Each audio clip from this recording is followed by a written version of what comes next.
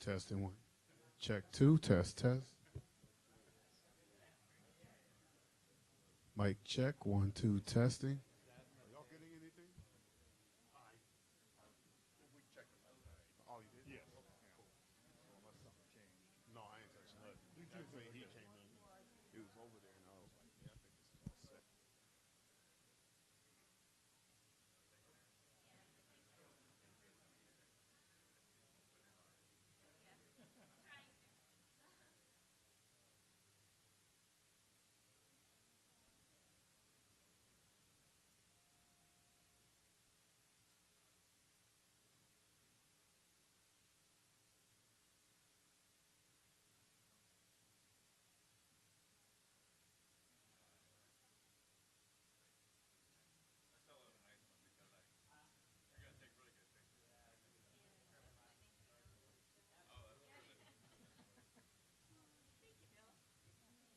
Test one, two. Check, check. Mic check. One, two, three. Testing. Testing one. I'm gonna plug you into something else real quick. Just a second.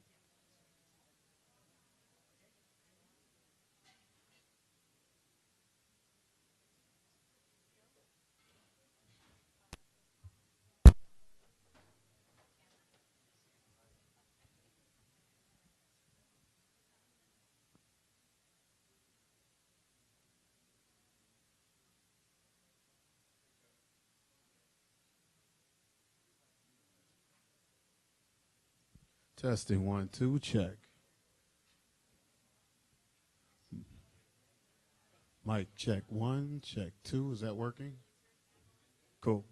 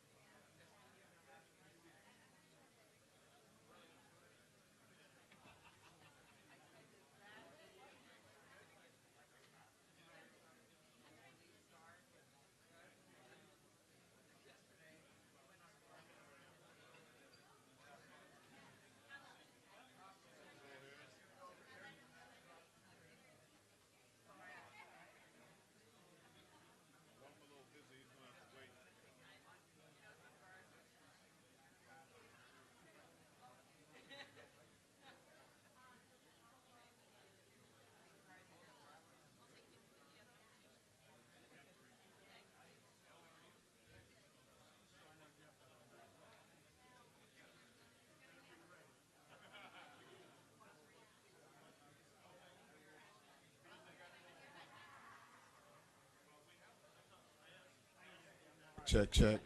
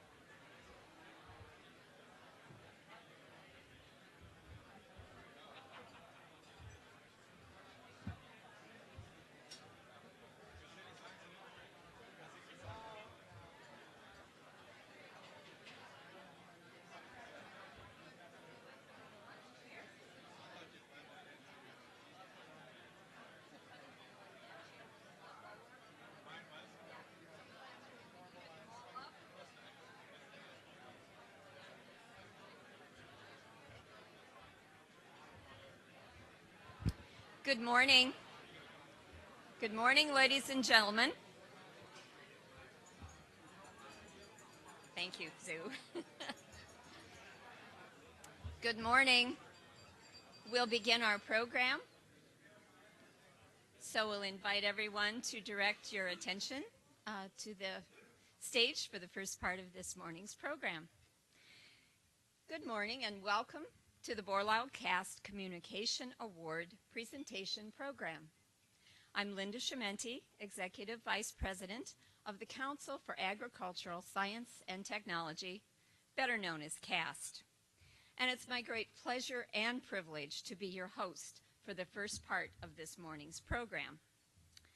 We are honored to have a number of distinguished guests joining us for the program this morning and in our audience.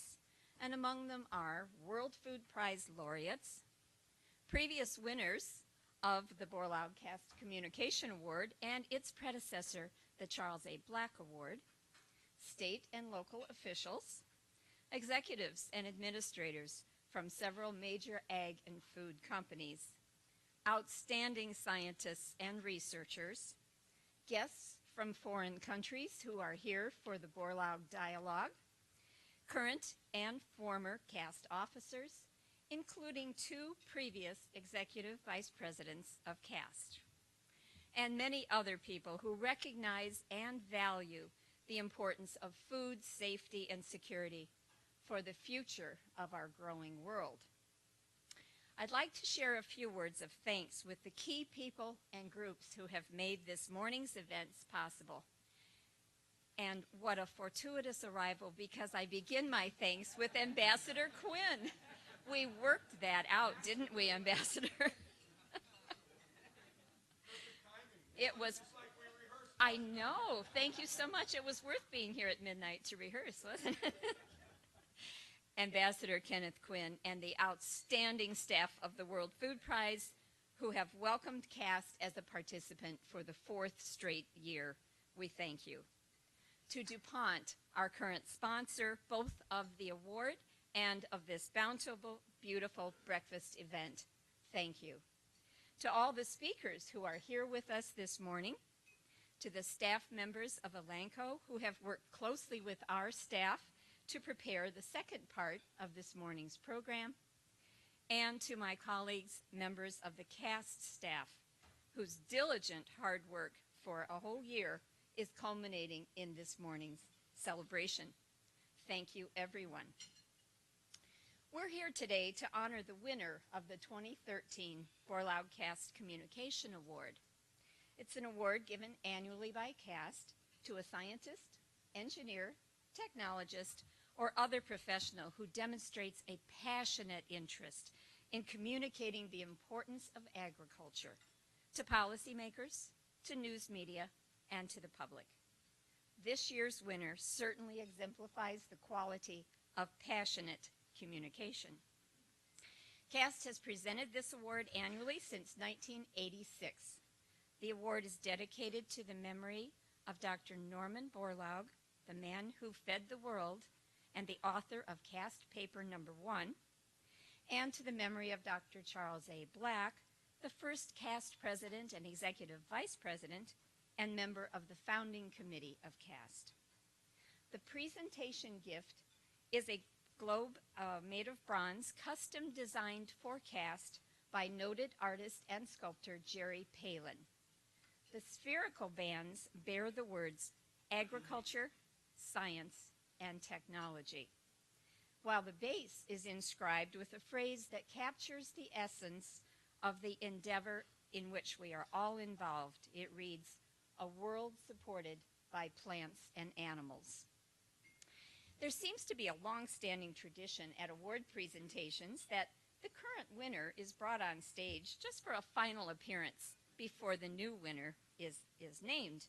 And so, in keeping with that tradition, we are extremely pleased to have with us today the 2012 Borlaug Cast Communication Award winner. And while I won't ask him to take a final walk on a runway or to pin the tiara on the next winner's head, I will, however, invite him to share some thoughts with us this morning. And so it's my great pleasure to welcome the 2012 award winner, Dr. Carl Winter. He is the director of the Food Safe program and an extension food toxicologist at UC Davis. And as many of you know, Dr. Winter is well known for his unique ability to use humor and music to communicate important messages about agriculture and food production issues. So please join me in welcoming Dr. Carl Winter.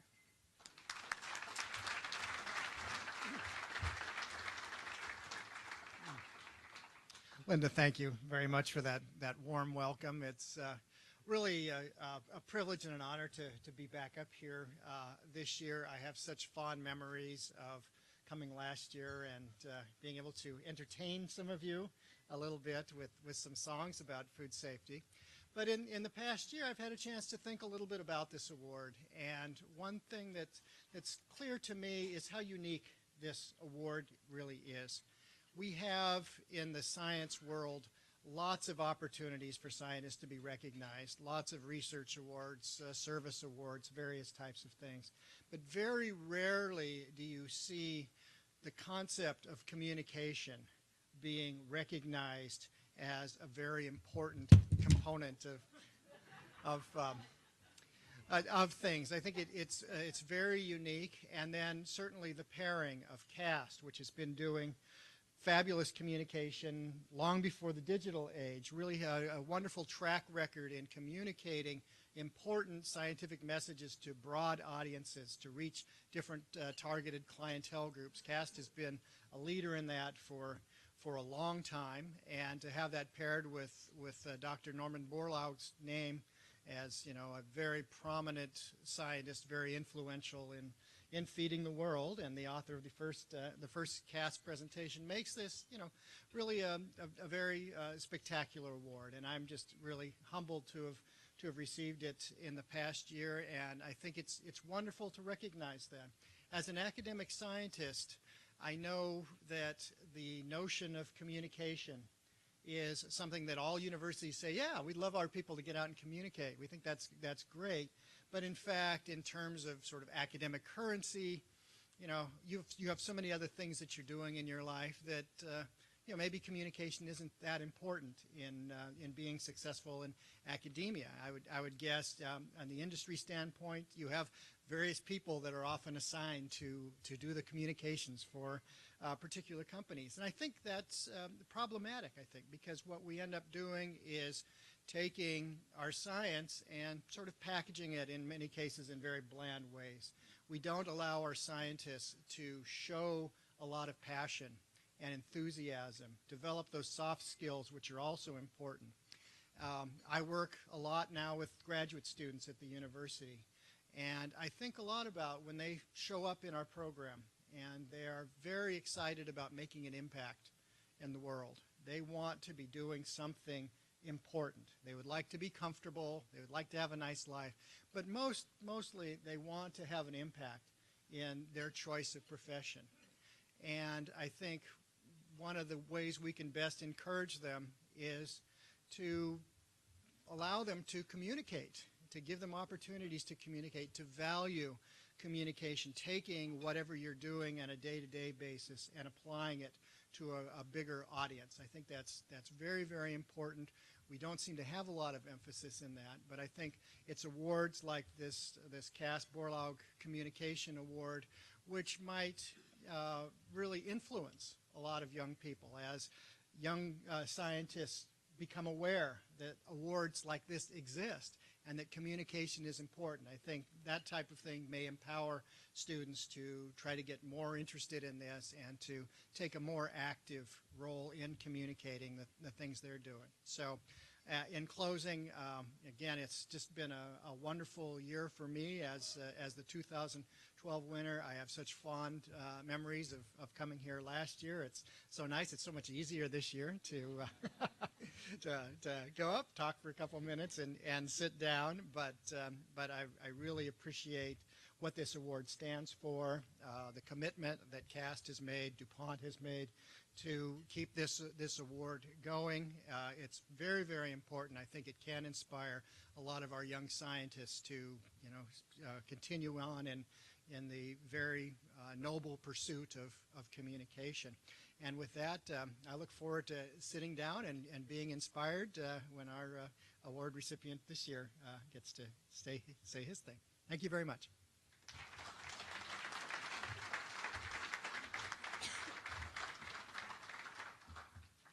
Thank you, Dr. Winter. You may notice from the printed program that we were expecting to have another previous winner with us this morning. Dr. Akin Adesina, the Honorable Minister of Agriculture and Rural Development in Nigeria, won this award in 2010 and was planning to be here and share remarks with us. However, an unplanned event has changed his schedule and he will not be here. CAST is very pleased to have DuPont as the current sponsor of the Borlaug CAST Communication Award. Through their year-long support, through the nomination and selection process, as well as hosting this wonderful breakfast event this morning, DuPont clearly demonstrates their understanding of the importance of communication about agriculture. With us today, representing DuPont, is Dr. John Soper. Dr. Soper is Vice President of Crop Genetics Research and Development. In addition to his work at DuPont, he also serves as a representative on the Council for a Sustainable Agricultural Workforce, and I'm happy to say, on the CAST Board of Representatives. Please welcome Dr. Soper.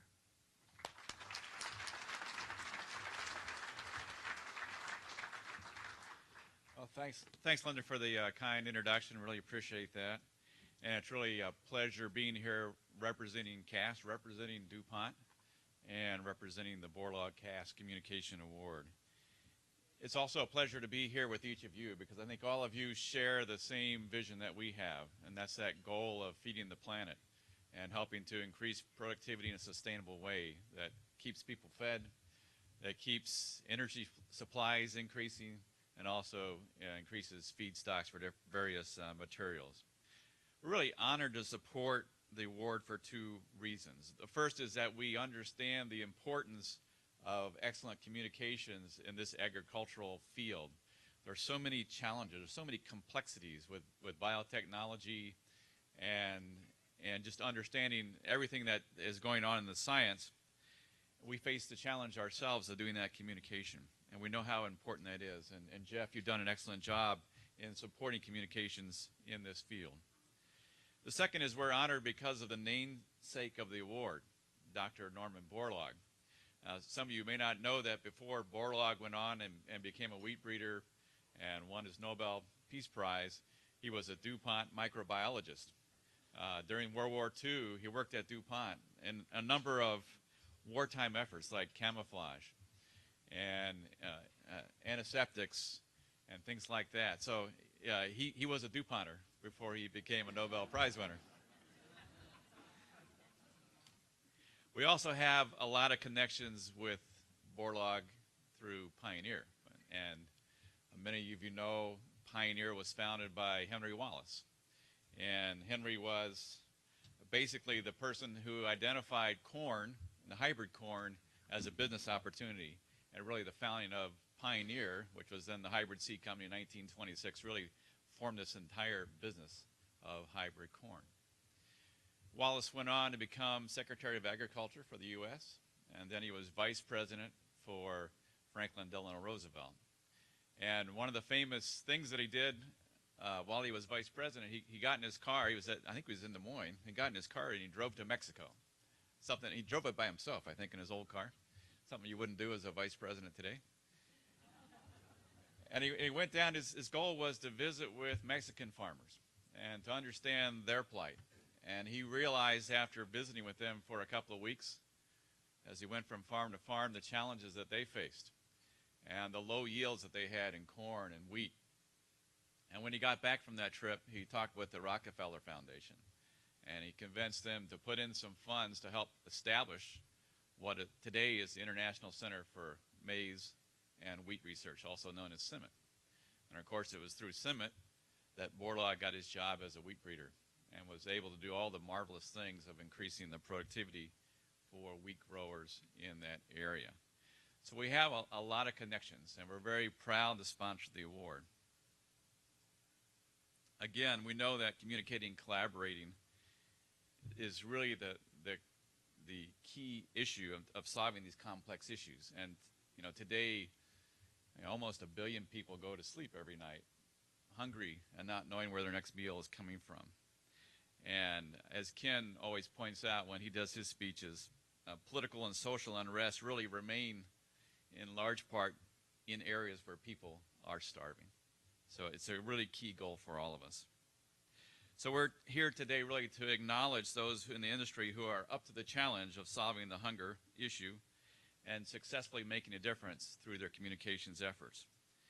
And I think about the work that Jeff has done, and I think about, again, back to Norman Borlaug. He was not only a great scientist, but he was also a communicator. And if you read the books on Borlaug, you know he had a lot of tough conversations. He was always trying to convince people that his plant breeding skills could bring a difference to the countries in Mexico and to the farmers. And then he went over and did the same thing in Asia. And he talked to everybody from the farmer, the poor farmer in the field, to the leaders of these countries. And a lot of those conversations were tough, but he was persistent. And he continued to talk about the technology until the science proved itself.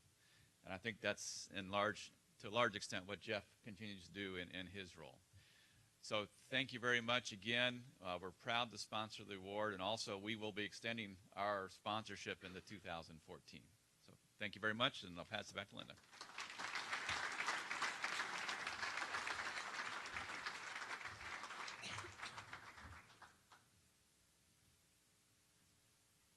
Thank you, Dr. Soper. In any recognition event, the selection of an award winner begins with consideration of a number of candidates or nominees. CAST is fortunate that each year we receive many nominations for outstanding candidates, each of whom would be deserving in some way of this prestigious award. But it comes down always to a choice of one. The responsibility for nominating a candidate and collecting letters of support lies with the primary nominator. With us today to introduce this year's winner is his primary nominator, Dr. Robert Evans.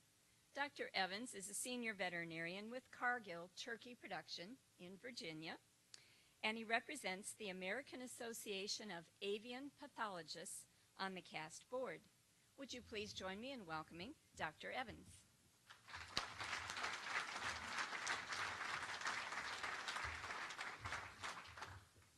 First, I would just like to say thank you to CAST for allowing me the opportunity to introduce the recipient of the award this year. It is a great honor. I woke up this morning, I had two thoughts on my mind. What would we have for breakfast? And could we really change the world? Yeah. I stayed awake a long time.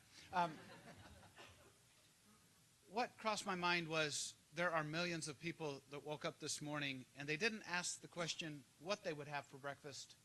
They asked the question if they would have breakfast or food all day long.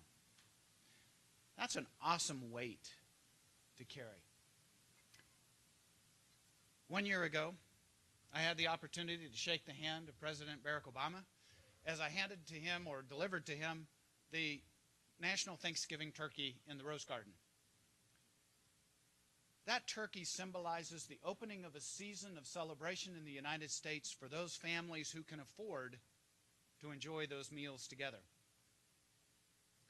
Today, it is with a very distinct honor that I'm able to present to you an individual who has a passion, a vision, and I might say the audacity to believe that we can change the world, that we can provide food security for the global community such that every single family can have the opportunity to decide to participate in that Thanksgiving meal. Will you please join with me in welcoming Jeff Simmons, recipient of the 2013 Borlaug Cast Communication Award, President of Elanco. Thank you.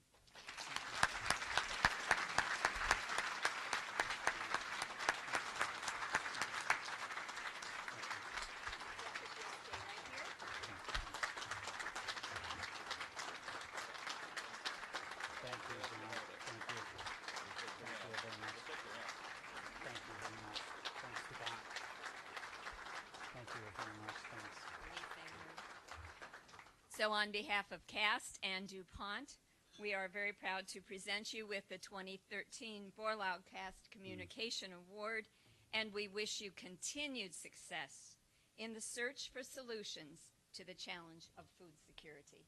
Thank you very much. Thank you. Thanks. Thank you. Okay. All right. Okay. And now the podium is yours. Okay. Thank you. Thank you. Thanks a lot. Thanks.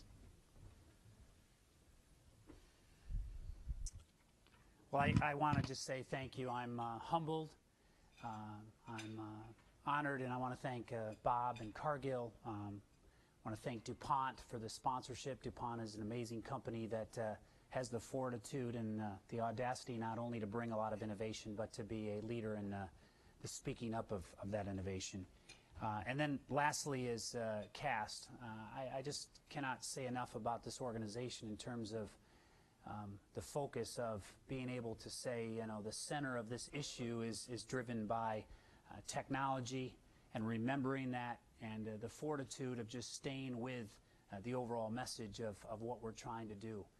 So I guess I would like to just stop and for all of us to thank CAST. They do a lot of hard work on a constant basis and probably don't get the recognition they do deserve. So let's just take a moment. I'd like to and recognize the organization that's critical and a big part of this morning. Thank you.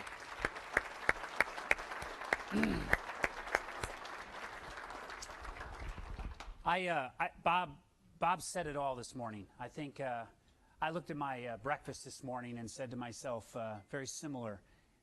There's more than 2 out of 3 people in this world that not only asked if I'm going to eat, or maybe there's a mother right now, right here in Des Moines, that's sending their child to school that maybe gave them something that she didn't feel very good about because they were affordable calories, not the best calories. Maybe it was a Pop-Tart instead of an egg, or it was cold, it wasn't a warm breakfast. Food security is bigger, and that's really what I'd like to do today, is to just kind of put a little bit more context into this message. And I think I look out here and see a lot of you to say I'm very humbled, and I'm feeling very small right now, because there's a lot of people in this room that are very, very good at this and understand this a lot better than I do. So I'm no expert. But I know a lot of you, as I look at you, you take this very personal. And I think we have to be personal with this. I heard someone speak recently that said any leader that's truly engaged in the cause and the passion they're in always has a story, because they're so self-aware of what the issue is, they see it around them all the time. And one of my latest stories is a few weeks ago, I'm brushing my teeth in the bathroom, getting ready for work, and like many of you, my spouse stands next to me at the sink next to me, and she's brushing her teeth, and she says, "Jeff, I had something happen to me yesterday you got to hear about." And this is a family cause for us, this whole food and hunger area. And she shops at a food bank 2 days a week. And she said, "Yesterday, I do a dozen to 15 families every day, Jeff, you know, and take them through and shop in a food bank right near our home." She said, "I walked out yesterday, and I picked up a mother, one of my last people to pick up to shop with, and this mother and a 9-year-old daughter that really reminded me of Lila, our 9-year-old daughter." And she said, as I started to go back into that food bank, this woman was so apologetic about being here. And she was apologetic to say that, hey, 1 month ago, everything was fine in my life, and everything went wrong. And she continued to be so humbled and so thankful, and the daughter didn't say anything. Just followed her mother a couple steps behind. So in the course of the next 20 minutes, they have 15 credit points for the food bank, and my wife helps them make selections and tries to make good quality selections, and they get down. And all the while, she says the daughter, the 9-year-old, is just looking at the cupboards of food and is amazed and stopping and looking, not seeing anything. Polite girl. And this mother continues to say, I don't know what I would do without this. Thank you, thank you. And I have a half a point left. And the mother even kind of turns and says, just, I guess I don't need anything else. My wife said, no, we actually have a special this week. We have 15 oranges for a half a point credit. And at that moment, my wife said, I was rocked doing this for 2 years. The mother turns and sees all these oranges, and the daughter sees the oranges and hears 15 and turns to her mother, grabs her hand. My wife's behind him, and in total innocence looks up and says, Mom, we don't have to be hungry anymore. This is going to be so great. And right there, my wife turns to me and says, that's a joy that shouldn't exist in a 9-year-old girl that lives a few blocks from us in the 14th wealthiest county in the United States. And I think the big challenge to all of us is I will challenge that there's a face that's going to walk by us, maybe every day, that there's a story behind that face, that securing people with food is real. And that's really my challenge is one piece of this, if I can go to, is I think there's multitude of faces. And there's 6 faces I kind of call of food security. And I have a picture there that represents different people that have been in my life the last 2 years. But we've spent a lot of time, and my argument is we spent maybe too much time talking about the extremeness of hunger. And doing a lot of communicating in the last 2 or 3 years, I'm finding there's a numbness to that. I can't relate to that. I can't relate to that UNICEF commercial someone told me about 2 months ago, Jeff. And so I see that as the collapse, but that's only one. That's the 25,000 every day that struggle with malnutrition, that die of some type of disease because of that. But there's also the deficiency. That's a Luna, a picture of a girl, the second one, that I was in a school in Africa that said, her only meal a day and why she really comes to school is for the rice and beans. And probably most of those 200 kids in that classroom had never had animal-based protein.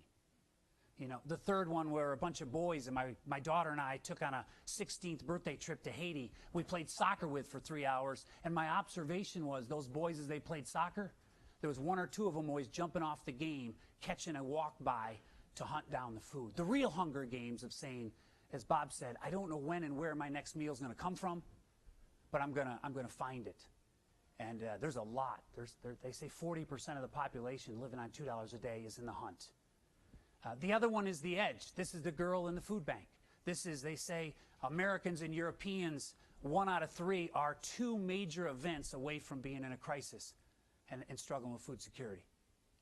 Another face is one that recently hit me was I sat in downtown Indianapolis with a bunch of mothers that all they talked about was accessibility to quality calories.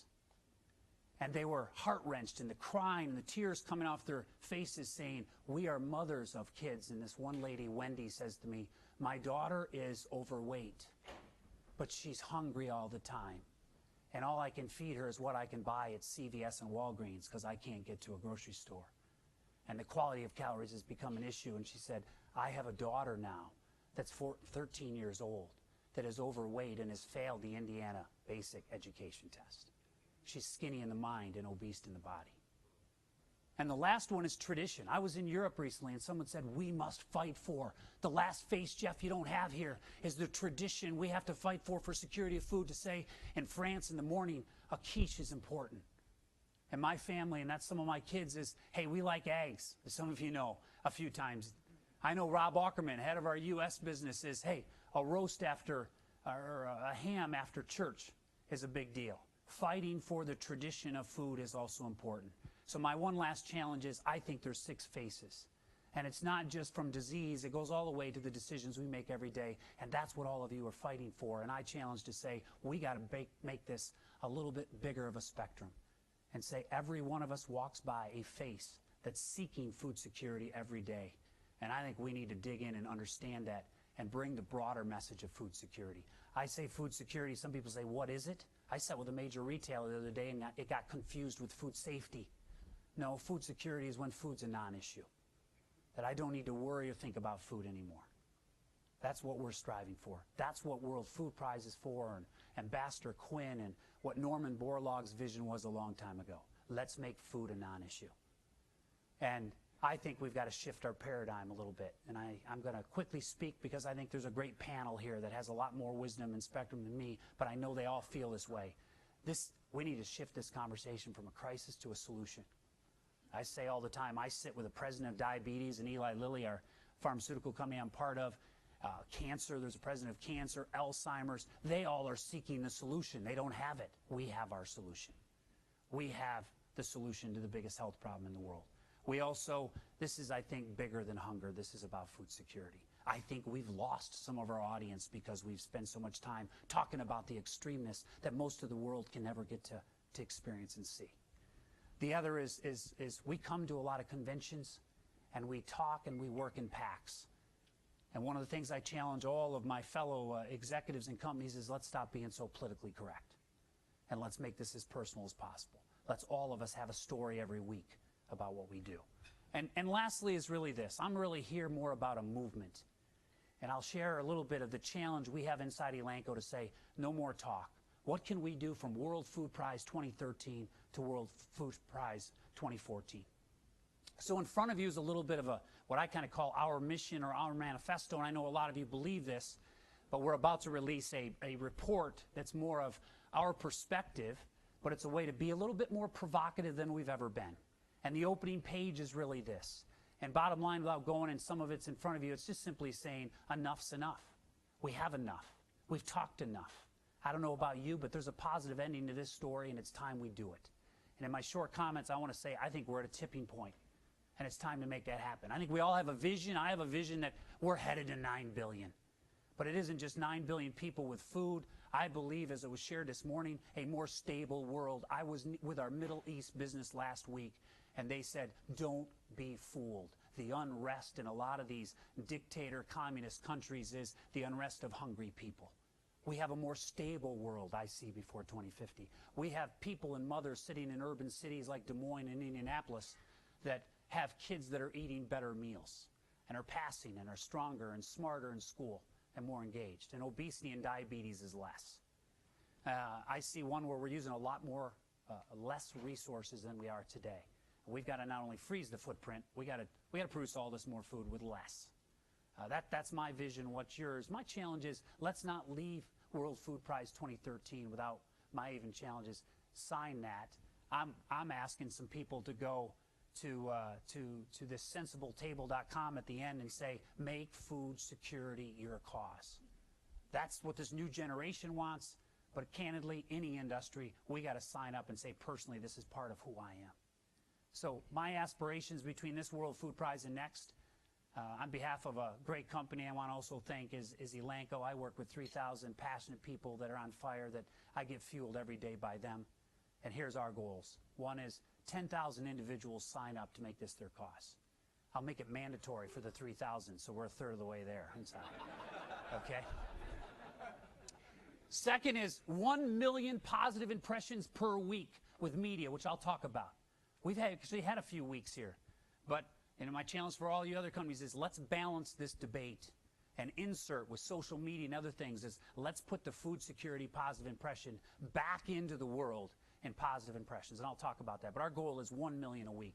The other is we have a pipeline with 250 million more people fed. That's how we're measuring our pipeline. And how we can feed in the next 5 to 7, 10 years, 250 million more people in meat, milk, and eggs with our pipeline. My challenge is let's rally, as Norman Borlaug said. We've got enough innovation, but let's take our pipelines and call out how we could feed 1 billion more people in the next decade, and the DuPonts and the Monsantos and others that are here today, and this vision. That's World Food Prize this year to next year. That's our goals and our aspirations. Join us. The first thing is what's in front of you. Make this your cause. We spend too many times going to events and leaving and not doing a whole lot. Now, here's I always have some numbers. Here's the 3, I think, new numbers that matter now to me. So when I'm on an airplane, or I always spend every other Thursday night, my wife's book club comes, and that's my new test. And she goes, oh, here comes Jeff, and I always come out, usually after 1 glass of wine, and I go crazy and test my stuff, okay? So these 3 numbers worked, okay? But these, I think, are the realities of where we're facing. The first is this whole, we've heard it, you hear it, it'll be said 100 times here. We're living between the 7 and the 9. We know that. 7 billion people, 9 billion people. The story that isn't probably getting enough notoriety is the 3 billion of middle class that's emerging. This is a positive story. I told this at an investor conference last week. And we, in the next 7 years, will put more people in the middle class than in the history of man. And we're the leaders in food in this room. That's a great story. And that probably isn't highlighted enough. The other is, that's going to drive different diets. And there will be a 60% increase in meat, milk, and eggs between now and 2050. And so a lot of people are saying, hey, why is this important? Well, to our employees and our business and to a lot of you, this is a big deal. And they deserve a different diet, and doing this is critical. And the last one is one I think the World Wildlife Fund talks a lot about is sometime, I think it was August 27th, we've used the resources for the year mark. And we're now living on a planet and a half when it comes to renewing the resources. So don't tell me innovation isn't important, because we no longer need to freeze the footprint, we need to reverse the footprint. So this is a graphic that I spend time at an investor conference or anywhere I talk saying, this is a window, and we're in a window of time. And these are 3 numbers that are really important. 3 billion middle class, 60% more meat, milk, and eggs, and we're living on a planet and a half. The ultimate solution is what CAST stands for, and that is science and technology and being able to do what we all do. We hear also, and I don't expect you all to read that, because even up close I have to get my glasses out as I've hit my. But the point is, I think this is the last 12 to 18 months headlines. We pulled this out. This is one of the graphics in the report that we're coming out with in early November. But we are at a tipping point. Don't tell me that things aren't, food security isn't hitting us in day to day. Pick the newspaper up. Everything from, we just hit the most severe obesity that we've ever hit, to 4 or 5 major unrests that have happened since the last World Food Prize here last year, to, you can go right around, to major global meat companies buying other meat companies and the globalization that's occurred just in our sector. These are just headlines that have happened in the last 12 months. We are at a tipping point. It is here. We're not chasing something far away. It's here and now. So, the vision, I think, in a picture here is, as you see, and we've already talked about it, but more access, more affordable food, kind of looking at the whole health piece. I no longer, hold any kind of a secondary position in a top 7 human pharmaceutical company. I said, we're the #1 health solution. Food and nutrition and protecting against malnutrition and better calories, we need a healthier world, and we're a bigger part of that than ever. Resources and how we do things, not just with less, but to reverse this. We need to be more innovative than ever, and I'm going to use an example here in just a minute. And the last is a more stable world. This, to me, is a picture of what we see in terms of the vision. And there'll be some things in our Enough report. Let me use an example. I don't have music. I've never been good at music, and I understand that's what worked last year. So Cass said to me, you've got to do something, because, you were the award winner, so do something creative. Well, here's something I did in Europe with about 1,000 people in the room back in April as a way to try to send a message to maybe a part of the world that I wanted to make it very clear. And so I used what I believe, and some of you may not be able to see this, but I used what I think is one of the most precious foods out there, which is milk. Would you all agree? There's a lot of mothers that would say, hey, this is my aspiration. Food banks say this is the #1 demanded item. The mothers I met with actually would say we fill it up with water halfway through the week. We know that what this can do to a child, from brain development to things you'll hear about in the panel, this is critical right here, a glass of milk. This also is one of the greatest food gaps we currently have. As you can see, we've doubled in the last 50 years milk. But per person, we have 14% less. So here's what these 3 glasses represent. These 3 glasses represent 8 ounces approximately each. 24 ounces is what you all consume on a daily basis. Europeans, Americans, first world. I know, like my family, that's mostly yogurt and pizza cheese. It isn't necessarily fluid milk. Sorry, Chris. Okay, butter too. Butter also. Okay, got Land O'Lakes up here. Now let me make a little bit of an example here, though.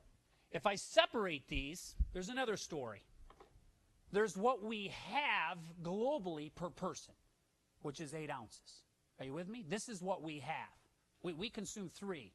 But around the world, if you split the milk up, it's 1 8-ounce glass per person. What is recommended? We'll have a dietitian up here in a little bit. What is recommended, okay, and is 2 glasses. So this is the gap that we currently have. Let me try to put a little light onto this. If you look and say, and we had an outside part of this paper, we had an outside group of people look at different proteins in the gaps by country, by protein group. What was interesting here is if we just stay the course out through the 9 billion people, we will, and keep to the 1 glass, we'll have 4.5 billion people with no access. So staying the course is not an option. And then you can say, but Jeff, do you really need 2? We don't need 2 glasses of milk. Well, there was a, I think, landmark research study done in Kenya. A lot of you have heard it cited. I think it was cited last year at the World Food Prize, where test scores were given with Kenya kids. I mean, well done research study. And it showed that when that study started, they did test scores. Well, those, if they stayed on the current diet, their test scores went down 10%. Then they supplemented, same amount of calories. It isn't just the calories, it's the quality of calories. So the kids got the same amount of calories, but in oils, they were 7% less on their test scores. And with milk, a milk supplemented diet, they had 28% better. And with meat, 45% better. I'm sorry, but the quality of calories do matter. The quality of the diet matters. Rice and beans alone is not our answer. And people that challenge back to say, we don't need 2 glasses of milk per person, I say is the wrong answer. We need 2 glasses of milk per person. And we've got 1.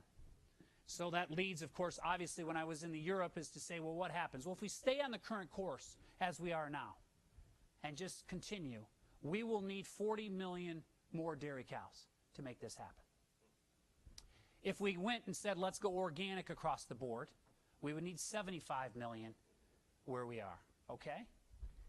So let's put this in context, okay?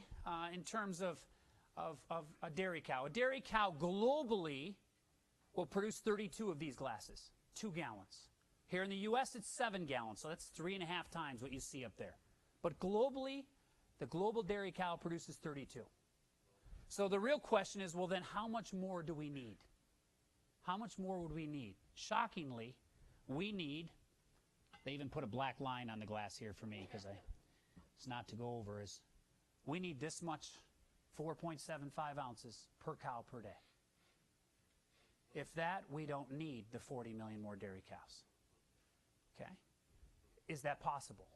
Well, I looked and said, take a look at this. If that's our goal, 4.75, the top producing dairy countries, on average per year, are producing in the neighborhood of 14. So that would be, almost 4 times this. And that's happening naturally year by year. What's even more exciting to me is countries that are emerging, that a lot of companies around here that are working and helping innovate, is there's a lot of exciting things happening. And you look at places like East Europe and Ukraine and Portugal, these emerging top producing dairy, most improved, you can see they're doing 5 times that.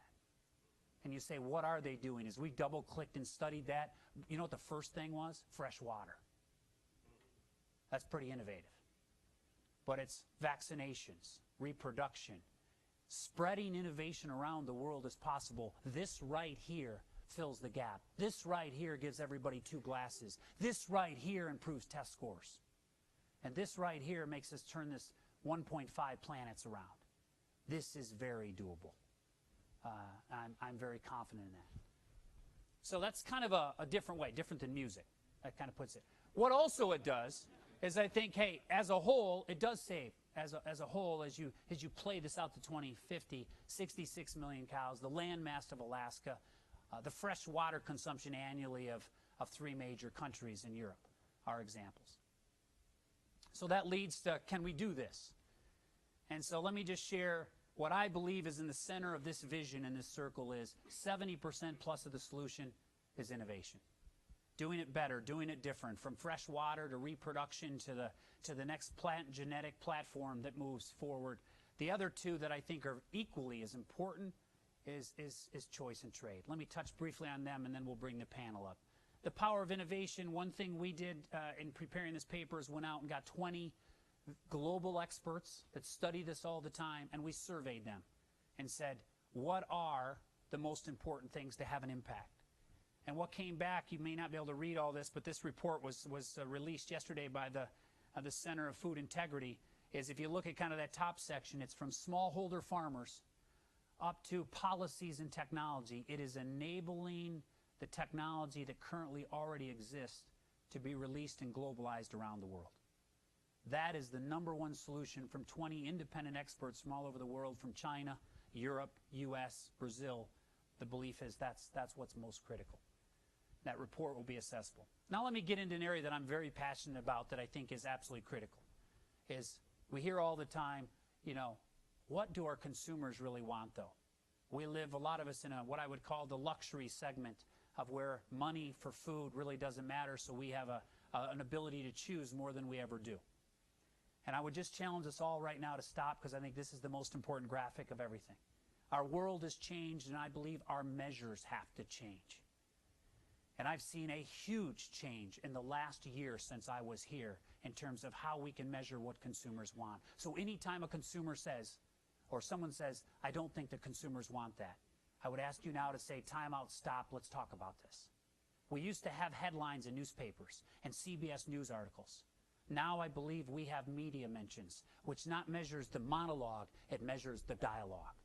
And I'll touch upon that in just a minute. The second is aided questions versus unaided questions. It's amazing how many studies are out there. Every year, we survey every study on technology and meat, milk, and eggs done by anybody. 2/3 to 3/4 of them are aided questions. Do you want milk from a cow that was fed hormones, standing in a barn confined on its own manure for days? Yes or no? I mean, that's maybe an extreme, but I think you're with me here. Okay? If you can aid it to a yes or no. No, what's important to you when you buy dairy products? That's the unaided question that we're looking for. What do consumers really want? The third is, this is shocking to me, there's major retailers in the past that have measured their entire response by the call, inquiry, customer complaint line. Versus saying, give me the spend Kroger card or Publix card and tell me what people want. I challenge to all of us, when we hear someone say, I'm not sure that's what the consumer wants, we need to shift to the right because our world has shifted to the right. Let me give you a little color to this. This is something we produce on over a dozen issues every week. We're measuring, this is antibiotics in meat. This could be big agriculture that Chris and others can talk about. This can be animal well-being. Is to say, if you look at this, it's the number of mentions in the world on the different sources from Twitter, YouTube, news. So it is what is being talked about out there. And it clearly, when you say 400 or 500 mentions globally, that's very low. 5,000 starts to get to where, hey, we might have something here. And the cloud is the conversation, and you all probably know this.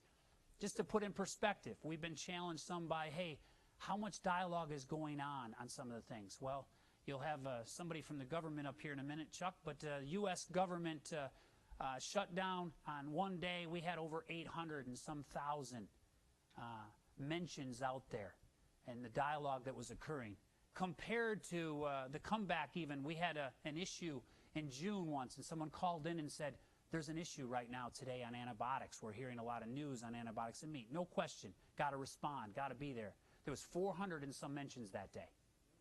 Okay? And they said, how big is that? And I said, well, today there's over 40,000 on a worry of Americans losing the Twinkie. The hostess come out. So the challenge to us is, what have we learned from this? Is if you have 5,000 mentions a day for 3 days, the experts say, you got to monitor this. This is an issue. You got to work with the regulator, the innovator. Retailers got to understand there needs to be a response system in place. If it's a pop in a local little area with 20 mentions, be careful not to make any permanent decision during that. And monitoring and looking at this is absolutely critical. Making sure every retailer and every major food production company has this information every day if they need it is absolutely critical. To really know what the consumer is saying is vitally important. The other is the whole unaided questions. Every year we look at all the studies out there, we update this, and we look at the spend data, and I'm sorry, the data keeps coming back over and over the same way. Trying to look, is there major differences? Over 95% of the world wants taste, cost, and nutrition. They want food. There's 4% that money doesn't matter, and that's luxury, and that's a key segment. And then there's a small percentage that would fall more in the 1-2% that this has become a social movement the other way. Maybe I don't want animals consumed, or I want something changed. This becomes a state proposition or becomes something else. And then I think prices, this is just a comparison. A couple years ago, we paid Nielsen to look at the importance of food and food decisions, and you can continue to see cost is increasing in importance. 2011, it was big. 2013, it's even more so.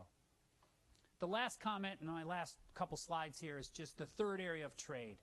Trade is an area that I think some people challenge. Is it really necessary? It's absolutely necessary. Between now and 2050, we must enable trade. It's absolutely critical. A couple things. Here's an example of Mexican pork.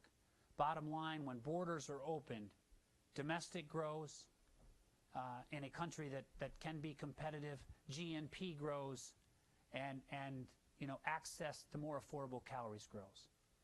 The other one is, but what about transportation?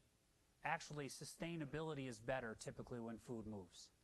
A low cost, highly productive country like a Brazil and the U.S., transportation can be less than 4%. So food miles needs to really be put in perspective. Typically, the majority of the time, sustainability wins when food moves. Now here's my last one that's a little provocative. And that's just simply to say, don't tell me food security isn't important. Don't tell me countries and companies aren't going to where their food is. If you take a look at the U.S. meat drawer right now and say that globalization is happening, I think it's positive that globalization is happening, but I don't know if everyone would really realize that today, if you look at foreign ownership versus U.S. ownership of our meat drawer here in the U.S., it's shifted pretty drastically. Over 40% of the pork production in the United States is foreign-owned, 22% of cattle, 20% of chickens. I think the good news is globalization is usually positive. But there's a secondary message to me, and that is, if people can't get the food, they will come and get the food. This is critical. So I call this reverse trade in a way. So really, in conclusion, I see this as our destination. I welcome the panel that's coming up here because I know they have different perspectives on this, but I think we all have this common vision. And in the center, innovation, choice, and trade arguably are the center of the solution of how we make a difference here. And I end with just a call to action to say, don't leave the World Food Prize without signing up. I would encourage you to sign this card just as a principle between you and yourself that food security is a cause. Go to Sensible Table and just an independent site and sign up. Our goal is we've got 10,000 people from all over the world, especially the next generation, saying that, hey, this is important to us, and engage in the dialogue. I end by just simply saying thank you for who you are, what you do. I'm talking to, I think, a lot of experts in this room that are very passionate about this. Let's make 2013 World Food Prize to 2014 World Food Prize the biggest, most impactful time ever. Make this our cause and make a difference. All right? Thank you very much. I would like to now welcome Bill and the panel.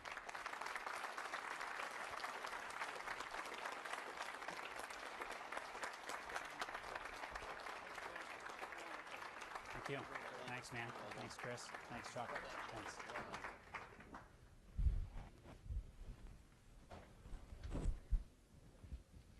Hello, Susan Finn. Nice to see you. Nice to see you. Peace. You did a fabulous job. Communication Award. And now coming through. Hello, hello, hello. Hello. Now we should. Okay. Wonderful comments. Thank you, Jeff. Very much appreciated. You can see why he was awarded the Communication Award. And in between World Food Prize events, he does a lot of communicating as well. One of the best ways is certainly to follow him on Twitter. In fact, he looks forward on his Twitter. It's Jeff Simmons 2050 is his Twitter handle. So certainly follow him there, and you can keep up with some of these comments as things go on. We're we're excited about this panel here. First of all, thank you all for being here. We have a lot of folks in this room that are part of the advancing of science, others of us that use that science, certainly a room full of folks that care. The science is not about science for science sake, we all know, as Jeff laid it out. It's about the people that it impacts. That's what we're here about. Thank you all for being here. I'm going to say a few words, and then we'll have each of the panel members come up, and we're going to ask as well if we have time for you to be able to ask the panelists questions as well. So think of those, jot those down. We'd love to have your questions to tease out pieces of what the panelists bring here to us this morning. I'm going to start with one story and one kind of policy experience that I think takes us some places down this discussion of innovation and how do we make a difference. I came across a story this last summer as I was visiting an event about when Khrushchev visited Iowa back in 1959. Premier Khrushchev from the Soviet Union visited Iowa, Coon Rapids, Iowa. He first visited out in the East Coast and saw a grocery store out in the East Coast, and beautiful grocery store for 1959. Certainly better than any place in the Soviet Union other than maybe the Politburo, but better than any normal place, but he wasn't impressed. He knew that if Americans came to the Soviet Union, they would have had a grocery store that looked like that too. It wouldn't have been operating 2 weeks before or 2 weeks after, but it would have been there for the tour. And he thought that probably was the case with this grocery store out in the East Coast as well. And then he came to Iowa, and he saw cornfields, and he saw building lots, and he saw livestock operations, and he said, you can't fake that. You can't do that. And he saw, now mind you, this was 1959. Our average corn yield at that time was about 75 bushels an acre, not 200 bushels an acre. Certainly the genetics were very different than what they are now too, but it was world-class at that time. And in fact, he went home, and the story goes that he went home and he decided one of the main differences between the United States and the Soviet Union at that time was corn and agriculture for all the things that corn helps create, all the livestock industry as well. He went home saying, we're going to match the progressive growth from the Soviet Union. If we're going to match that to what is happening in the United States, we've got to grow corn here. We've got to create our own corn belt. And of course, you know the challenge. Certainly the weather isn't right, the soils aren't right, and he can make almost anything happen. He can certainly plant the corn, get the corn planted, but he can't get it to mature before early frost. He can't make it rain when it needs to rain, and it was a disaster. And so that's, I'm told, contributed to the downfall of him and certainly some of the folks that were around him. And yet I would say that he did see some significant difference. But what he saw was, he thought he saw corn or agriculture as that difference. What he didn't notice was the system that was different. He went home and thought that he could wave his hands and make it all happen. And that's not how it happened here. It was innovation. It was the ability to succeed and fail. It was the encouragement of innovation. And in fact, that's the way that world-class agriculture was created at that time, and how it's grown from average bushels of 75 bushels in Iowa to trendline yields of 100 bushels more than that now. Is that innovation and creativity, a system that allows that to happen? And you'll hear and have heard many of those stories from places around the world. This isn't about the United States and the Soviet Union. It isn't about individual leaders. It's about that creativity and innovation that needs to happen in all places. It's tapping into that imagination. It's allowing failures and successes. It's encouraging more research and engaging folks to apply that and to discover what's working and what's not working. And that's what takes us to the next generation of improvements as well. And sometimes I think we need these places in history to be able to realize how far we've come and why some of these goals that we're talking about are, I believe, absolutely achievable. When you look at what it takes, if policy allows us to to have that innovation, agriculture will create that. Now, again, if policy allows us to be able to have those innovations, that is one of those challenges that has been recognized as well, and I think some of our folks will talk about on the panel this morning. One policy experience, more recently here, we have been looking at different things that are happening. We have an amazing agriculture in Iowa. All around this world, agriculture is an amazing engine. Certainly here in Iowa it is. If I speak in Iowa, I have to say, obviously, we're the #1 corn-producing state in the #1 corn-producing country with a crop that is the biggest crop in the world. And in fact, if Iowa was a country, Iowa would be the 4th largest corn-producing country in the world. We'd be the 5th largest soybean-producing country in the world. And then all the livestock production that comes from that, since we don't just pile that corn up at the end of the field, we use it. And we use it in other places as well, but we use it here, and we create wonderful products that feed folks here and around the country and around the world. But as you look at the different issues that come at us, certainly one of those issues, as we've talked about, it could be a real challenge, and it comes from public viewpoints. It also comes from our impact off our farms, and we've decided we're going to try to address the non-point source nitrogen and phosphorus concerns that are out there and say we need to aggressively take this on within agriculture, not wait for somebody else to tell us what agriculture should do, especially those that don't understand agriculture. So several years ago we got together and big effort. I see Dean Wendy Winterstein that's here, Iowa State University, putting together a study looking at all the things that can be done to reduce nitrogen and phosphorus losses from our farm ground. We need to not only produce, we need to produce in a way that's very, very defendable. And I think we certainly believe we do a better job of producing in a way that's defendable. We're going to do a better job producing as well. That study looked at all the different pieces that could go together to be able to reduce nitrogen and phosphorus, come up with some numbers, go to the legislature. This last year, the legislature gave us $25 million of new money to put towards a voluntary science-based water quality effort. Take this issue on for agriculture. Now, we all believe that in the end, if we figure out how nitrogen moves within the soil, how we can increase the biology of that soil through cover crops and other methods, we're going to be better farmers too. We're going to be better producers. But we're also going to be better and more defendable impact off the farm. But it's all about certainly the way that agriculture is as well viewed from non-ag folks out here.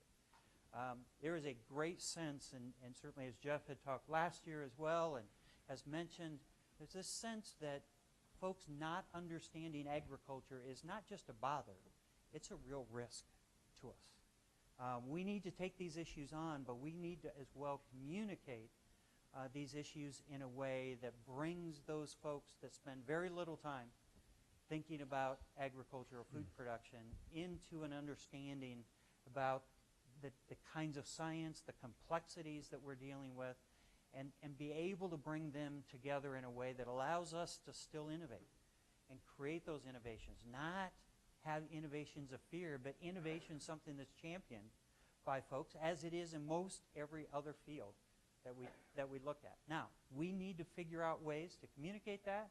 We need to make sure that we are doing things that innovate in a way that the public is interested in. When we do those things, we'll have this opportunity certainly to be able to create the supply that will be there for the demand if we can fix some of these other issues that affect us in food security out there. Certainly having the income to be able to move products around, the products that are out there. If we can fix those kinds of things, I certainly believe we have an opportunity to be able to address that. So we have a great panel here that are going to bring some of those issues and how their perspective helps inform us as we try and think about what innovation needs to be, what are challenges to creating the supply, the policies that allow that to happen, that allow it to move. You each have a bio in the program. I'm not going to read the bios in that program. We're going to take them in the order that are listed. So Chuck Connor will come up first. I've known Chuck a long time from his policy days on the Hill. and certainly during the Bush administration, Chuck was really a leading voice for agricultural policy in that administration and in various roles. So Chuck, come forward. Chuck is the president and CEO of the National Council of Farmer Cooperatives. I think we're going to talk a little bit about trade and some of the other issues. Thank you, Bill. Thank you, Chuck.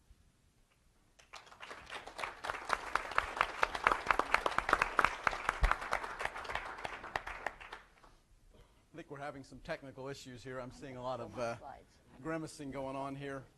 Can everybody hear me okay? I guess maybe that's the most important thing. I don't have any slides to show you. I think most of you know that we have some issues going on in Washington, D.C., and so when I went to the USDA website to download a few slides, of course, the website is dark, so you don't get the benefit of my slide presentation today.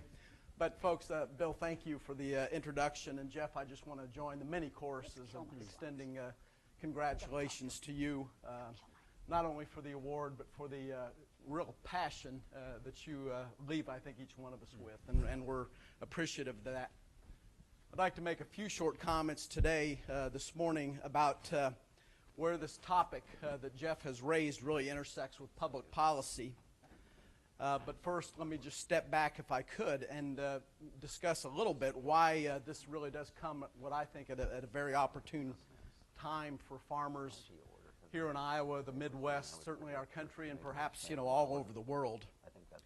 I know I'm not the first one to say this, having grown up on a farm, but today's farms are, of course, vastly different than the farms, that I grew up on, and I think many of us in this room have experienced that. One of the trends that has led, I think, to the changes that we've seen, I believe, has really been just over the last several years, the embrace of biofuels and the impact that has had on states like Iowa, my own home state of Indiana, really all regions of the country, especially for corn-based ethanol and biodiesel. Now, of course, when you come down to biofuels and where you are relative to your support of biofuels, obviously it does probably depend upon whether you're selling the corn or buying the corn, and we all understand that. There's no denying, though, that the impact that corn production has had on biofuels, with today roughly 40% of our total production now going for biofuels. That's readily apparent. It's readily apparent of the production shift that has generated across our country. We now see corn and soybeans grown in the Mississippi Delta regions. We see them grown in the northern Great Plains, all kinds of areas that would not be considered historical production regions. I enjoy telling the story in my own line of business. I represent a regional co-op in South Dakota, and the name of this co-op is the South Dakota Wheat Growers Cooperative. South Dakota Wheat Growers Cooperative. Today, the South Dakota Wheat Growers Cooperative does not handle any wheat. They handle, of course, corn primarily, and a lot of it. And again, just shows you just in the last decade or so the types of circumstances that we have seen out there. But yet I think in the events of these past few years do indicate, however, that perhaps we are starting to enter a new era. And we're seeing a certain maturity level and a leveling off, if you will, of the increases in demand that are being spurred by these biofuels. You see this reflected in our own public policy as we see this sort of leveling off. Witness the removal today of the ethanol tax credit. Witness the many members of Congress and some in the administration suggesting that it may be time to look beyond our own renewable fuel standards. RFS ethanol tax credit 10 years ago in the political world that I deal in, they would be considered sacred cows. Absolutely and positively don't suggest touching them. Today, of course, it's more politically popular to call for a change, given the maturity that we have reached out there.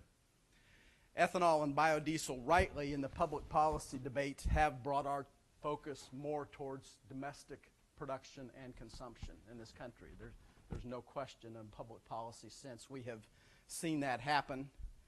Expansion, of course, being driven really by all of these facilities that have sprung up all over the Midwest and regions of the country that have generated great economic activity out there, and we are thankful in places like Iowa and Indiana for that economic activity. But I will say that I think our pathway forward in the future may well be sort of a back to the future situation where we may be reflecting back a little bit more to the way things were in the past. As a sector, I do believe we will need to refocus our efforts on food, on the food and protein complex, and I believe that that will drive, the largest growth of where we are headed in the future. And of course, most of this growth, as Jeff and Bill and I know Chris will point out, of course, will be driven by overseas demand. And I won't recite those statistics, but those are staggering statistics. They're daunting statistics in terms of what we face going forward. So just like for me, just like public policy was able to complement a lot of what was going on the countryside in terms of biofuels production, I do believe that we need to make a shift in our public policy to be prepared to meet and prepare the conditions for this, what I would call, back to the future circumstance where we are going to need to focus a great deal of attention back on the, a lot of traditional market expansion types of activities. I think the farmer co-ops that I represent are well ahead of the game on this, and I will just, tell you, I see what's going on in the boardrooms of farmer-owned co-ops today being unprecedented, and things going on that would have created pandemonium in the past, perhaps even 10 years ago. You're seeing these same co-ops now investing overseas. We're seeing members invest in production overseas in order to supply their U.S. plants to assure that supply. I think more challenging, we're actually seeing farmer-owned co-ops invest in foreign production and foreign processing in order to provide that sort of diversity of supply out there. And again, think about that, folks. Farmers and U.S. farmers investing in this kind of thing. The world truly has gotten very, very small when we start talking about those kind of circumstances. 3 quick suggestions I will have. On the regulatory front, quite simply, our farmers can't take advantage of these new opportunities that we describe out there if they're being strangled with various regulations, federal, state, local regulations, and I might add regulations imposed by the private sector buying industry. This is obviously a challenge that we face to meet those kind of regulatory concerns, to sort of unleash the power of American agriculture as we have done in the past. And that will present some very, very unique challenges. Certainly with those regulatory challenges, I believe U.S. public policy must be prepared time and time again to defend the interest of science and technology. That must be a goal of our public policy, is to defend that interest. We won't win this battle if we're not defending that interest, in my opinion. And of course, secondly, as has been noted, and I'll just move through this quickly, but it is certainly a passion of mine individually, is the development of the research in those new technologies. So underfunded, so in some cases, poorly directed. We just need to start thinking very, very differently in terms of getting back to the future, if you will, of the days when agricultural research was the cornerstone of U.S. farm policy. Today, of course, it is not. It's a footnote of U.S. farm policy, and that just simply can't continue to exist. And finally, I would just say from a public policy perspective, this new world back to the future that we're in, we need to get back to the business of developing and creating those traditional markets for our agricultural products. Again, we've had an era where we didn't perhaps necessarily need to do so much of that, and that shows. It shows in the funding for our own USDA Foreign Agricultural Service, the resources and the time and the human resources that have been devoted to those kind of efforts have fallen off the wayside. And we need to restore those and get back, I believe, to an era where we're focusing on that market development, focusing again upon new trade agreements. And we've clearly moved away from that for the last decade or so. We need to make that world smaller in public policy, just like co-ops and all of our agribusinesses have made it smaller, for their own communities. Public policy is lagging. We need to catch up and make that world a smaller place in order to meet the challenges that Jeff has so aptly laid out. So thank you again for the opportunity. Jeff, congratulations, and look forward to questions or comments you may have. Thank you. Thank you.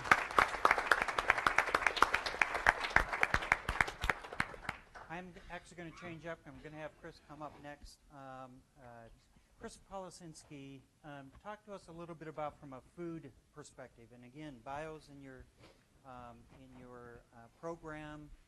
Great experience at Land O'Lakes, many years there, and certainly CEO the last several years, and all the challenges that come with that. Chris, Great. please. Bill, thank you very much. And I suppose let me start by saying thank you to Cast and DuPont for sponsoring today's session. And Jeff, congratulations on a very well-deserved award and recognition of all you do. I think if you make it mandatory for your 3,000 employees, I'll volunteer to make it mandatory for our 11,000 employees. We're already over the target. Change the goal. We ought to move forward from there.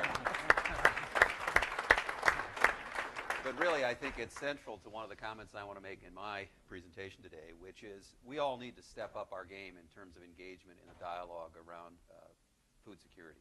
It is a big deal, and very few of us are directly involved in production agriculture, and it's one of the observations I want to make. So let me just take a few minutes to frame my comments today around innovation and investment in technology that drives the innovation in our industry. First, 60 seconds on why I'm here and why we're opinionated. Most of you know Land O'Lakes as a butter company. And we are. We were formed in the early 20s by a bunch of upper Midwest dairy farmers who didn't have any bargaining power in the channel. And they said, let's create a marketing organization to aggregate our supply, bargain better in the channel, and get our great product to the population centers on the East Coast. Short story is that worked terrifically. A couple years later, farmers said, you're doing a great job aggregating our supply. How about if you aggregate our demand? And bargain for us. We created a feed company and then a crop inputs company. Turn the clock forward to today. We are still a farmer-owned organization. We're a $15 billion Fortune 500 company, 3 major business units, about $5 billion each. Food, branded dairy food. Feed, Purina, feed. And crop inputs, seed and crop protection products sold through our Winfield Solutions company. I share that with all of you because on a bad day, I'll look at my peers at General Mills and say, what do you do with all your free time? You've got one industry. And we've got 3. But you know, on a good day, and it doesn't make us any smarter, we see the linkages between ag inputs, primary manufacturing, and the marketing and sales of highly branded goods. We're also owned by by farmers who are directly involved day in, day out in production agriculture. And one of the things they did as part of our company and got 30, 40 years ago is got us involved in global development, kind of being good neighbors. And we have an insight into those worlds. That has shaped my view and our company's view of the challenges Jeff put out this morning. And I'll tell you, 2 things strike us. One, how siloed the discussion is. When we talk to farmers, they get productivity. They get innovation. They are the most entrepreneurial, innovative group I know of. They take new technologies, try them on for size. If they're productive, safe, and efficient, they use them. If they're not, they stop. When we go to global development, they look at us. You call it luxury goods. I call it food as fashion. And they say, what's happened in these wealthy countries? You're letting a relatively small group of folks who deserve a choice dictate your dialogue. What's wrong with you? We're in a developing world. Can we have some of that productivity? Some of that innovation? Some of that technology? And we go to our consumer group and we listen to the voice, the loudest voice, which is often, as Jeff said, the complaint line, which is a minority of consumers, not the majority of consumers. So we do have a view of agriculture and our food industry that's shaped by our footprint, being a farmer-owned company in 3 distinct segments. And I think I really messed up my slides, but let me, I have no idea where I'm going. I killed mine. Bill, that's you, that's other direction. Wow. Okay, here we go. You all know the challenge. I'm not going to be redundant. We got to produce a lot more food in the next 35 years. twice as much dairy, twice as much meat, 50% more cereals. You know the reality? We got to do this with very, very, very scarce resources. 12% more arable land, probably less than half of that can be brought into production. We're already in a crisis around water. Got to produce a lot more food with fewer resources. Can it be done? Absolutely. If the best predictor of future performance is past performance, look at the great productivity story of American agriculture. The great untold productivity story of American agriculture, because guess what silo this gets talked about? The silo of farmers. Consumers aren't aware of this. Regulators, in a frightening way, are less aware of this because they're less connected to agriculture. I'll come back to that. But this chart just maps inputs to outputs. We all know the story. The flat line inputs, the value of all land, labor, capital, seed, feed, fertilizer, everything. The upward sloping line, purplish, value of all outputs, livestock, dairy, crops. What do we see? 2.5 times more output, flat inputs. Tremendous productivity story. Little sound bites on the bottom. One farmer in the 50s, in the 30s fed 10 people. Today it's over 150. Interesting. Went from a society that spent a quarter of our income on food to a society that spends less than 10%. Half of that's away from home. Think about the economic stimulus. Almost $2 trillion a year, by the way, of stimulus to the economy. That's real money, even in Chuck's world. And I'll come back to this last point, but it's an important one. We went from a society where we had 22% of Americans farming to a society that well less than 2% are directly involved. If you had a question in the past about where your food came from, you talked about it at the dinner table. You asked a trusted aunt or an uncle or neighbor. I'll come back to that in a minute. What drove this productivity story? Two things, fundamentally. Increasing sophistication of production practices on farm. Farms got bigger. They were able to employ capital, not just labor. Increase output. And then the adoption of safe, proven technologies. As I said earlier, farmers are entrepreneurs. They'll take any technology and try it on for size. They're quick adopters of technology. Yet if you think about that hotline in that consumer arena, big is bad. Technology and innovation, not so much in my food. I'll take it in my computers, but not so much in my food. What about the future? The FAO did a study. Not surprisingly, over 3/4 of the future output increase that we need to feed the 9 billion that Jeff talked about has got to come from innovation. It's got to come from innovation. What kind of innovation? I don't know. Jim from DuPont might know. Jeff from Elanco might know. We've got some Monsanto folks here who might know, but I don't. I'll tell you, when I look at dairy, though, at what innovations have driven that great productivity increase that Jeff alluded to, twice as much milk per cow, actually approaching 3 times increase per cow production, it's a lot of technologies. A lot of different things. So interestingly, when one of our technologies comes under attack, we should all be worried, because it's a lot of technologies that have driven this great productivity story. Now, how are we doing in terms of fueling future innovation driven by investments in technology? Frankly, not so good. Bob Thompson, who was here earlier, I think he just left. He can do a better job of this than I, because he lives it day in, day out. But frankly, in real dollars, we're at the same level we were 30 years ago. And we are seeing declining incremental increases in productivity as time's gone on.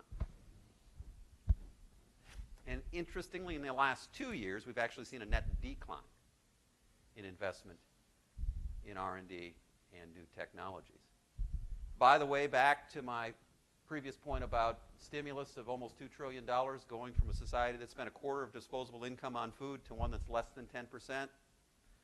The payoff, and I've seen different numbers, every dollar invested is at least 20. I've seen as high as $30 of net improvement in our economy. This is a productive area of our U.S. economy. Another trend, Private sector investment, good news, is up as a percentage of total investment. Now that's good news, but I'll also tell you it's bad news. Much of the private sector investment that has driven tremendous increase in productivity across many areas stands on the shoulders of public sector investment. And let me think about, Bob's not even here, I'm hearing this. Think about that though. Why is that? Of course. When you run a company or even a co-op, you have shareholders. Yeah. And everything goes through a DCF model, right? So the shorter the time frame, the better. The less risk, the better. A lot of investments that have paid off so handsomely in that great productivity story are very long-term, high-risk investments with an uncertain payoff. This notion of public-private partnership has to exist to provide that foundation for the more commercially focused investments with shorter horizons and lower risk tolerance. So we're in a very dangerous zone here, in my opinion. Let me end with just a couple slides. Why is this? I'm going to go back to the 98%, 2% soundbite that was on that one slide. We went from a society where we had a quarter of America or about involved in agriculture, now less than 2%. The 2% increasingly is shaping our opinion. And remember, public opinion does shape what Chuck talked about, which is public policy. It's the precursor of public policy. And public opinion right now, and as Jeff's presentation showed, it's not the majority, it's a vocal percentage, but not the majority, starts to define good and bad food around large or small farms, technology or no technology. We don't have society at large pushing for continued investments in ag research, particularly public sector ag research. That's what drove that great productivity story. And we're in a zone now of great exposure, in my opinion. Well, my last slide is, Jeff talked about this from a very human standpoint. If that's not enough, think about it from a sustainability standpoint. If we were to grow today's food with 1940s technology, over 700 million more acres would be needed. And if we don't meet the needs of the soon-to-be 9 billion people on the planet, will we live in a stable world? This chart just maps food riots that occurred the last time we saw a big price spike in food. And we see this very clearly in our global development work. Food security goes to economic stability, goes to political stability, and the gate swings the other way. So those are my comments around what I'll call the challenge, the opportunity to continue the great productivity story, and the reality for all of us to step up and engage in this public debate, as Jeff asked for earlier this morning, because we are part of this 2%. And if we want to continue the great productivity story, we have to engage more actively in a productive way with the 98% to have them understand the importance of continuing the productivity story. Thank you very much. Hold on, Chris. Excellent. Thank you so much, Chris. Now, Sue Finn will give us a little conversation about the 98%. I'm going to give you a big conversation Okay, about good. it because you listen. I'm killed my slides because I want to talk with you a little bit about the role of the Dietetic Association, Academy of Nutrition and Dietetics, and the role that our 80,000 members could play in helping to communicate the messages that are so important. It's been a year since we've been here, and I can tell you there has been tremendous advancements and changes in terms of how we look at food security. When we left last year, I left this meeting, went on to our Academy meeting, and one of the speakers there really raised tremendous awareness about the role that registered dietitians can play in helping to solve the hunger problem in the world, as well as certainly the whole food security issue. His name was Dr. Ricardo Wowie. Maybe some of you who work in the international world understand who he is. He is a professor of pediatrics at the University of Santiago in Chile. He is a business guy. My husband says that's why he was so good, because he's got an MD and a business degree. And he really challenged our members and said, you have to be engaged in this issue, and you have to communicate the science and communicate what you know. This whole award ceremony, Jeff, is about communication and par excellence communicator. Our 80,000 members are challenged and always are looking at what they can do to put the science forward. So when Dr. Wowie spoke, Ricardo Wowie, our members were extremely excited about what they could do to engage in this dialogue. And we're going to celebrate our 100th anniversary. We were formed as an association in 1917 in Cleveland, Ohio, my hometown. And our members wanted to serve in the war, in the armed forces, and that's exactly what they did. And they served in World War I, of course, served in World War II. A lot of our members come through the military, and they are very dedicated to improving the health of Americans. And, of course, with Dr. Wowie's challenge and his plea for us to be engaged, we look at this in a much more global way. So as we look forward to our 100th anniversary, which we're celebrating in 2017, our focus is going to be on global. It is what can we do to help participate and solve the world's health and nutrition problems. I'm sitting here looking at two of my colleagues, Sonia Connor, who's the incoming president of our academy, and our immediate past president, Ethan Bergman, who certainly has traveled the world and seen many of the issues that we have talked about. And I know we have that commitment to really help participate in the solution. We are headed off to our meeting in Houston later this week, and we could get you those 10,000 signatures because we get about 10,000 people at our meeting, all very committed to this issue. So let me, in just a couple of minutes, since I'm the last panel member, let me just say a couple of words about what dietitians believe. And this is the majority of dietitians. We always have segments, and they are loud. We want our voice to be louder, and we are committed to that. So we'd love to work with you on that. But we believe in balance. We don't believe they're good and bad foods. We believe that all foods fit. We believe that it's extremely important that you have a diverse diet, regardless of what your choices are. We believe all foods can fit, all foods can make a difference. But we believe that the value of all of the components, both micro and macronutrients, are important. We strongly believe that when we look at world's feeding problems and malnutrition, it isn't usually a one vitamin or mineral deficiency. It's the whole impact of poor nutritional choices or not available enough of the right kind of calories.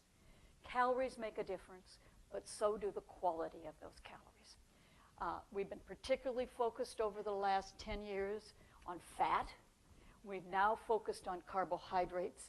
And according to the 2010 dietary guidelines, we have not given enough attention to protein, because obviously that's an extremely important part of health status. You can't be healthy unless you have a good solid base of protein in the diet. It builds muscles, it builds bones, it does immunity. We're learning lots more about the way it functions in terms of our mental and physical development.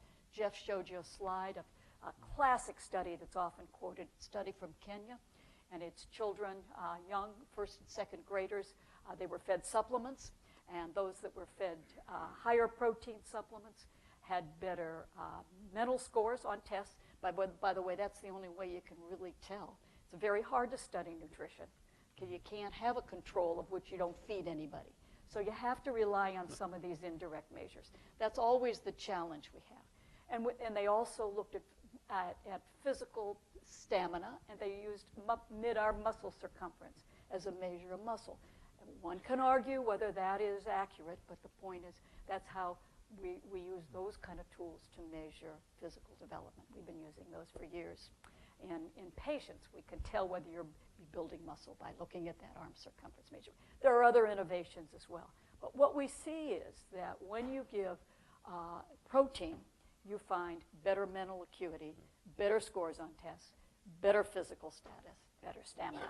Now, that's not news to this audience, but I think as you begin to look at the dialogue that goes into the media, you realize that people are always focusing on one nutrient or one component or one food ingredient to solve all of their health problems. And that's simply not the way the body works. I'm looking at you all, and you all know this, so I'm preaching to the choir. But how important it is that we begin to educate the public in common sense. It is not that difficult. It is common sense, and it is about balance.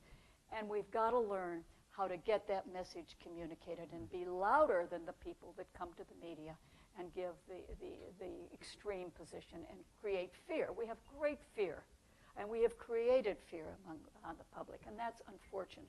That's not only in this country, that's certainly worldwide.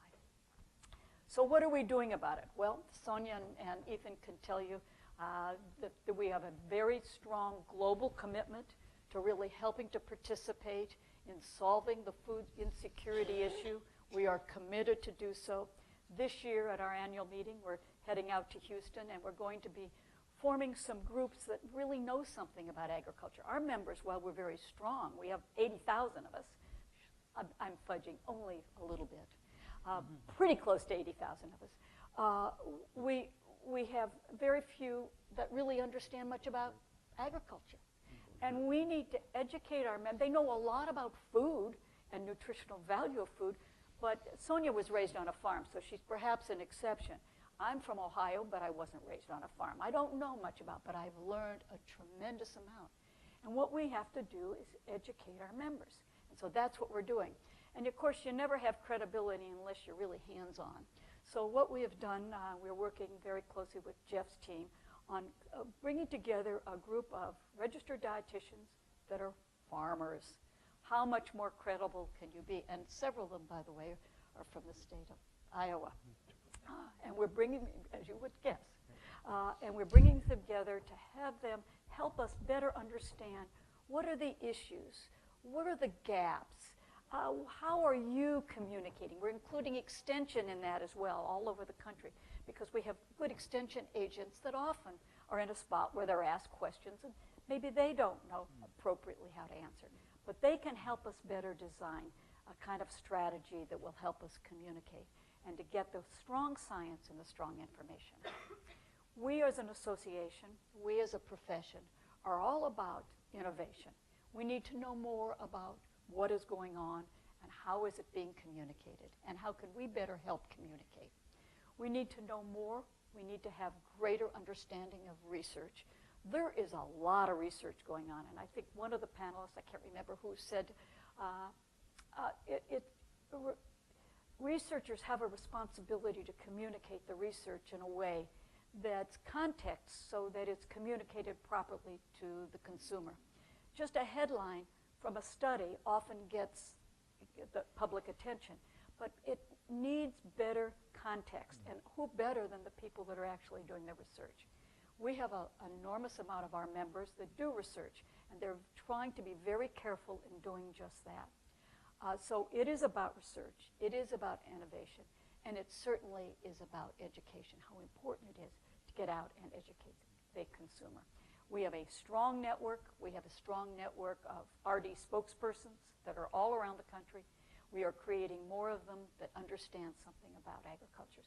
So we are very excited to participate with you, and I hope you use us as a link to communicate to the consumer. Thank you very much. Thanks. Well, you know. Wonderful. Thank you, Sue. We'll have a few questions, and then we'll look for some questions as well from the audience. Jeff, you heard the conversations here. You know, certainly, I think all of us have talked about how often we talk about these issues within agriculture. Our challenge is getting to that non-ag public, not only in what they should think about in their diet, but how they should think about innovation. And how do we do that? Do you have, I know your report goes into some of those pieces, but talk to us about that. Yeah, well, I think it's picking segments, right? So I know as a company focused heavily the last few years on the production system, the retailer, and the governments, so that I always say we don't have any more irradiations. You know, food safety is an issue, and, you know, irradiation, they kind of say, is we've had major retailers tell us it's gone.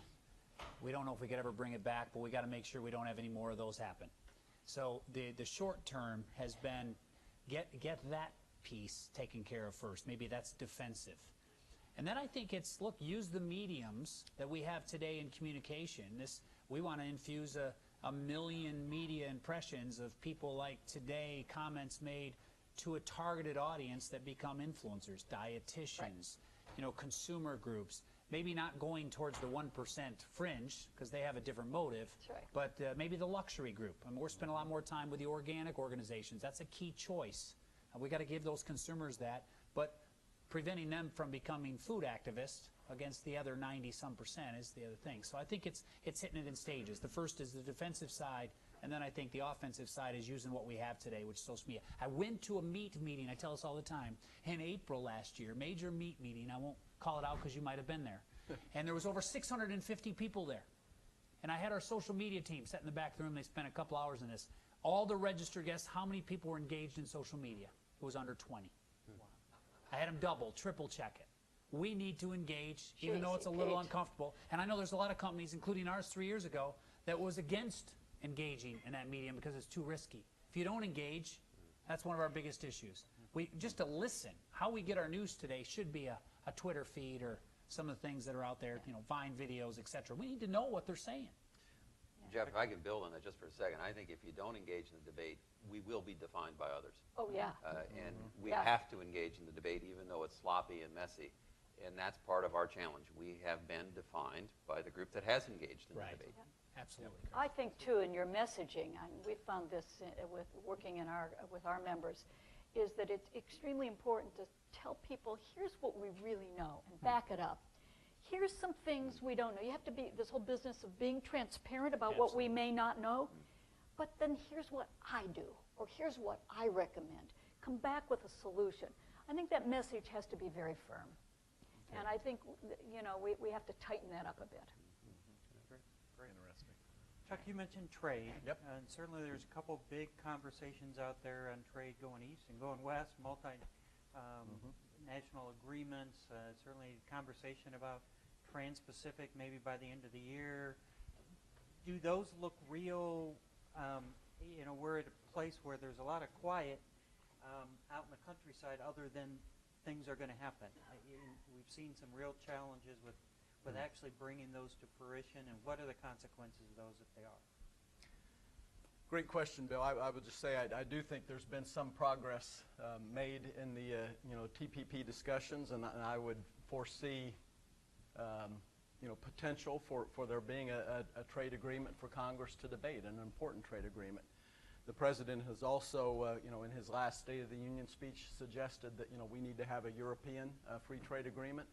To some extent, I think that's pretty safe ground, for the President, who has clearly not sort of been moving, in that direction in the past, to have, a trade agreement with, what would clearly be probably, a more developed segment of our economy or of our world. But nevertheless, that's an important movement going forward as well. I would just say that is a very, very long-term process, again, because I don't see our public policy being very focused on these issues right now. And as we all know, if you don't have the laser beam of the public policy focus on legislators, they don't do much, and it's not occurring right now. So Not much perhaps focus at all perhaps a European free trade agreement, in my working lifetime, perhaps. But unless we get that real laser focus on these things. Chris, talk a little bit about how would we get more public dollars into research? I think this room certainly, that'd be a piece of cake to be able to have that passed by 99% in this room. But how do we actually create momentum for that to happen from a government without a lot of focus, and certainly a public that doesn't see any fear on the horizon? I think it's a great question in the sense that, we can all go back and look at the amount of spending in agriculture, and even getting ready for today's talk, I went and did a little Google search, and there's a lot of information about how little is available for competitive grant making in agriculture. 2% goes to agriculture versus what the National Institute of Health gets. that's unconscionable if you think about it. But the question isn't the facts, which we sometimes focus on, is why. And I alluded to it earlier, and it's because we have had a pretty comfortable existence in North America around food. Mm-hmm. Farmers, the folks who've been responsible for the innovation from the 30s on, have done a brilliant job, a great productivity story. Mm-hmm. 2.5 times more output, flat inputs, went from a quarter of our income down. It's not an issue. We're growing 6.5 times more corn on 13% fewer acres. It's not an issue. So we haven't engaged the public in the importance of this. Mm-hmm. And I like to say there are no bad actors in the 98% of America that doesn't know where their food comes from. They're just folks who don't know. And I modify that a little bit, depending upon who I bump into. But the reality is we are the cause of that in agriculture. If we don't engage in the discussion and define the importance of what agriculture does, the importance of innovation, it goes undefined. Or worse, it gets defined by others in terms of nostalgia. And the secret to me is engaging in that debate with the public at large. And it's Jeff's book club. Yeah. It's those individual. It's every one of us has a role. I have a role as a CEO of a cooperative. You have a role. Every one of us has a role to engage in that discussion, not to wait for somebody else to solve it. And I do like the manifesto because it gets us all aware of it. And that's the solution.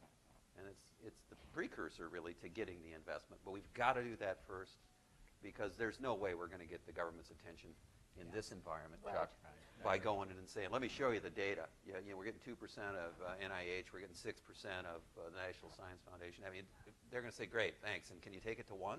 Yeah. We're going to have to get the public to say, this is important. It's important for a variety of reasons. And pick your reason. It could be because there's soon to be 9 billion people and I've got a moral obligation. It could be there's soon to be 9 billion people. If we don't feed them, we're going to spend it on national security issues, otherwise known as wars. Yeah. It could be I'm concerned about the environment. How would we like to be using 742 million more acres today to grow food? The same food we're growing today. That somebody did the math, not me, but that's a lot more acres. Yeah. So we need to engage in that discussion, find out what resonates, and take the high ground in the debate. I would also add to that something Jeff mentioned, and that's the importance of those influencer groups. And those influencers groups are clearly health professionals, not only dietitians, physician groups. You ought to hear what some of our members say that physicians communicate to them about a variety of things related to food and ag, because they don't know. And so I think there is a very important message that needs to be delivered, very targeted to those professional groups. And I'm going to go to Chuck. Raise your hand if you have a question. We have some microphones here as well. But just Chuck, real quick, Bill, just to put a direct point on what Chris has said. I think most of you know that, God willing, we may finish the Farm Bill here before the end of the year. And within that Farm Bill, one of the sort of givens is the fact that he's going out on a limb. Yeah, that's right. This may, Don't tweet that. Somewhere in the process, we're going to eliminate somewhere between $40 to $50 billion of direct payments to producers that they have historically received. And to show you how we lack support for this agricultural research is, we pose the idea of, this is money that would have gone to the farmers. Is it possible just to set aside a very small percentage of that money that we're taking away and saving for some of this basic agricultural research? Zero support for that, even for money that, again, has historically gone out there for producers. Zero support. So, we've got a challenge ahead of us on this front. We're at the bottom of this hill of changing. Question? Yeah, right behind you. Thank you very much for the presentations. I think that for people who are appreciative and admire the agricultural sector, there are lingering concerns about externalities and whether these are covered. And so I was very glad to hear one of you talk about a nitrogen phosphorus initiative, and I wondered if you could talk a little bit more about it and then tell us where we might get more information about this. My name is Margaret Catley Carlson. I sit on the advisory council to the World Food Prize, but I also sit on the International Fertilizer Development and worry a lot about hypoxic zones and things that are happening with eutrophication and blue-green pollution, because I'm mostly concerned about water. So I was very pleased to hear about that. Thank you.